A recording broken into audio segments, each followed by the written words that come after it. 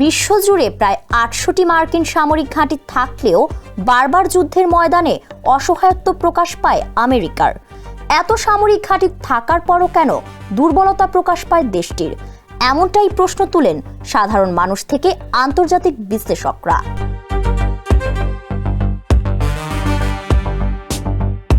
একসময় পৃথিবী শাসন করত উপনিবেশিক শক্তিগুলো, তবে সময় বদলেছে, মানচিত্র বদলেছে, শেষ হয়েছে উপনিবেশ শাসনও।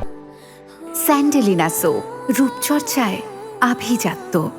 কিন্তু প্রশ্ন হলো, সত্যিই কি পৃথিবী থেকে উপনিবেশবাদ শেষ হয়েছে, নাকি কৌশলে এখনো বিশ্বের বিভিন্ন অঞ্চলে নিজেদের প্রভাব ধরে রেখেছে পরাশক্তিগুলো?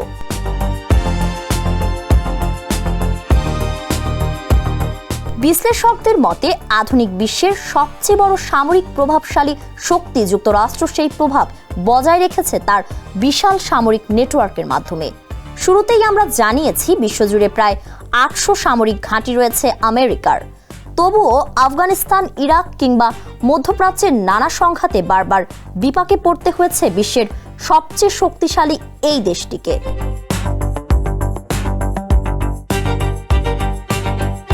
জাপান থেকে জার্মানি, মধ্যপ্রাচ্য থেকে আফ্রিকার অজানা দ্বীপ পর্যন্ত ছড়িয়ে আছে যুক্তরাষ্ট্রের শক্তিশালী সামরিক নেটওয়ার্ক।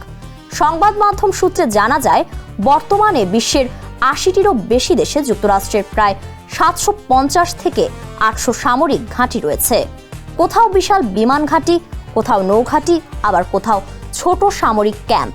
সব মিলিয়ে পুরো বিশ্বজুড়েই ছড়িয়ে আছে আমেরিকার বিশাল সামরিক নেটওয়ার্ক। মধ্য এশিয়ার কিছু গোপন ঘাঁটিতে রাখা হয়েছে ড্রোন ও অত্যাধুনিক অস্ত্র, সেখান থেকে মুহূর্তেই হামলা চালানো সম্ভব। এছাড়াও বিদেশে কর্মরত সেনা সংখ্যা প্রায় ২,২০,০০০। তবুও প্রশ্ন থেকেই যায়, এত বিশাল সামরিক নেটওয়ার্ক থাকার পরও কেন যুদ্ধের মাঠে বারবার সীমাবদ্ধতার মুখে পড়ছে আমেরিকা?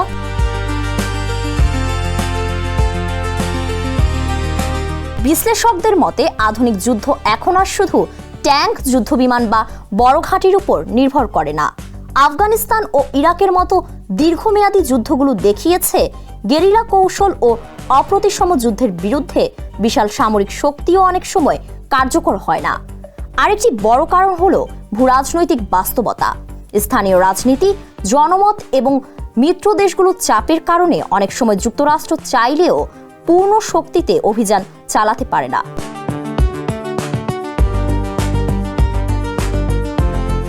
একই সঙ্গে রাশিয়া ও চীনের মতো শক্তিগুলোর সামরিক সক্ষমতা বাড়ায় মার্কিন আধিপত্যও আগের মতো অটুট নেই। বিশেষ করে চীন এখন ইন্দো প্যাসিফিক অঞ্চলে বড় প্রতিদ্বন্দ্বী হিসেবে উঠে আসায় আমেরিকাও ধীরে ধীরে তার সামরিক ফোকাস সরিয়ে নিয়েছে ওই অঞ্চলের দিকে। তাছাড়া যুক্তরাষ্ট্রের শক্তি তাদের অত্যাধুনিক প্রযুক্তিতে।